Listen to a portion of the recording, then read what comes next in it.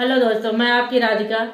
और आज आप लोगों के लिए एक बार गीत ला हूँ। पारंपरिक गीत है, आप सभी ने सुना भी होगा पर अच्छा भी बहुत लगता है। जो सच्चाई है उसी के ऊपर जो गीत बने होते हैं वही अच्छे लगते हैं। बने बनाए गीत तो थोड़े थोड़े अच्छे लगते हैं। तो आप लोग ये गीत सुनिए, पुराना ही गीत है। लाले लाले होठवा से चुएरी लालैया की बनी रोवे ना, हो की बनी रोवे ना। सुन के अपनी विदैया की बनी रोवे ना, सुन के अपनी विदैया की बनी रोवे ना। लाले लाले होठवा से चुएरे लालैया की बनी रोवे ना, हो की बनी रोवे ना। सुन के अपनी विदैया की बनी रोवे ना, सुन के अपनी विदैया की बनी रोवे ना। लागी लागी बतिया जिनका हो मोरी सासू, हो की मम्मी रोई है ना, हो की मम्मी रोई है ना। हमारे पापा की मालिया की मम्मी रोई है ना। भैया गीत गाया नहीं जाता ऐसे, गीत बड़ा दर्द भरा है।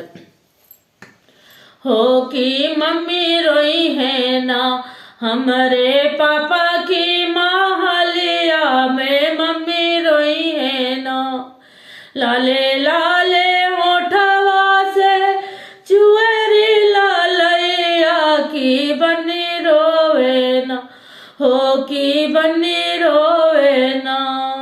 सुन के अपनी विदैया की बनी रोवे। लागी लागी बतिया जिन कहू मोरी जठनी की भाभी रोई है ना, हो की भाभी रोई है ना। हमारे भैया की माहलिया में भाभी रोई है ना, हमारे भैया की माहलिया में भाभी रोई है ना।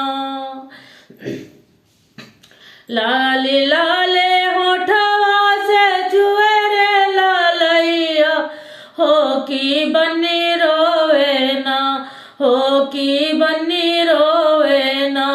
सुन के अपनी विदैया की बनी रोवे ना, सुन के अपनी विदैया की बनी रोवे ना।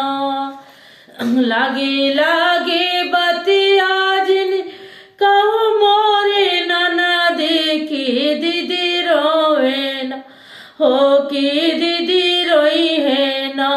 हमारे जीजा की मालिया में दीदी रोई है ना, हमारे जीजा की मालिया में दीदी रोई है ना। लाले लाले होठवा से चुएरे लालैया की बनी रोवे ना, हो की बनी रोवे ना। अपनी सुन के विदैया की बनी रोवे ना, अपनी सुन के विदैया